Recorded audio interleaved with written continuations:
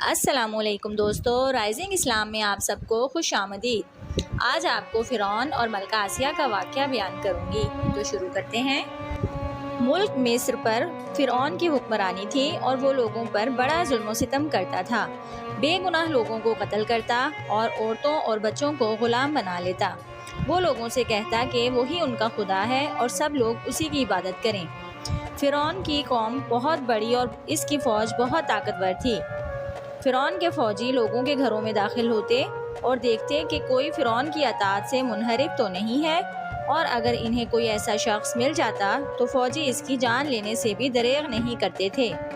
ان حالات میں اللہ نے حضرت موسیٰ علیہ السلام کو لوگوں کی رہنمائی کے لیے پیغمبر بنا کر دنیا میں بھیجا۔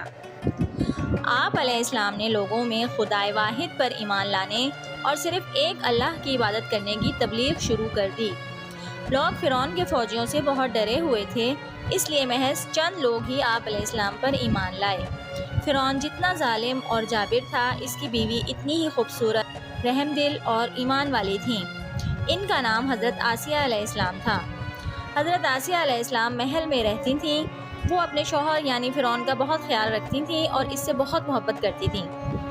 حضرت آسیہ علیہ السلام نے جب حضرت موسیٰ علیہ السلام کی تعلیم اور تبلیغ کے بارے میں سنا تو آپ کے دل پر بہت اثر ہوا، لیکن آپ یہ سن کر پریشان ہو گئیں کہ فرعون ہر اس شخص کو قتل کروا دیتا ہے جو حضرت موسیٰ علیہ السلام پر ایمان لاتا ہے۔ آپ کو فرعون کی یہ بات بہت بری لگی اور اس سے نفرت ہو گئی، اور آپ حضرت موسیٰ علیہ السلام کے لائے ہوئے نئے دین کی طرف راغب ہو گئیں اور اسے قبول کر لیا۔ جلد ہی حضرت آسیہ علیہ السلام نے اس نئے دین کو سیکھ لیا اور آپ خدائے واحد کی عبادت کرنے لگیں۔ فرعون کو جب اس تبدیلی کا علم ہوا تو اس نے ان کو تحفے تحائف دے کر رام کرنا چاہا۔ اس سے بھی کام نہ چلا تو دھونس دھمکیوں سے کام لیا، مگر حضرت آسیہ کا ایمان دن بدن قوی سے قوی تر ہوتا گیا۔ اب حضرت آسیہ علیہ السلام نے فرعون کی برملا مخالفت شروع کر دی اور اس کے ظلم و ستم کے آگے سر جھکانے سے انکار کر دیا، اور فرعون پر دو ٹوک انداز میں واضح کر دیا کہ عبادت کے لائق اگر کوئی ذات ہے تو وہ خدائے وحدہ شریک کی ہے۔ حضرت آسیہ علیہ السلام نے اپنے ملکہ ہونے کے اختیارات کو استعمال کرتے ہوئے ایمان والے لوگوں کی حمایت شروع کر دی اور ظالم حکومت کے خلاف اللہ کی راہ میں جنگ کا آغاز کر دیا۔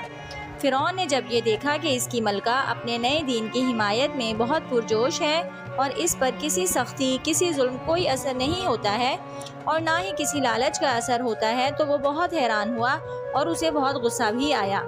پھر ایک وقت آیا جب فرعون کو یقین ہو گیا کہ اب حضرت آسیہ علیہ السلام اس کی بات نہیں مانیں گی، تو بالآخر اس نے آپ علیہ السلام کو شہید کروا دیا۔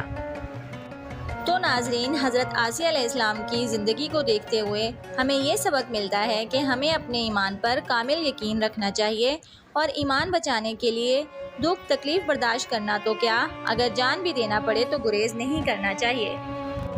تو ساتھیوں، اگر آپ اس طرح کے اسلامی واقعات اور سبق آموز کہانیوں میں دلچسپی رکھتے ہیں تو ہمارے چینل رائزنگ اسلام کو سبسکرائب کریں، اور اگر ویڈیو پسند آئی ہے تو لائک کریں۔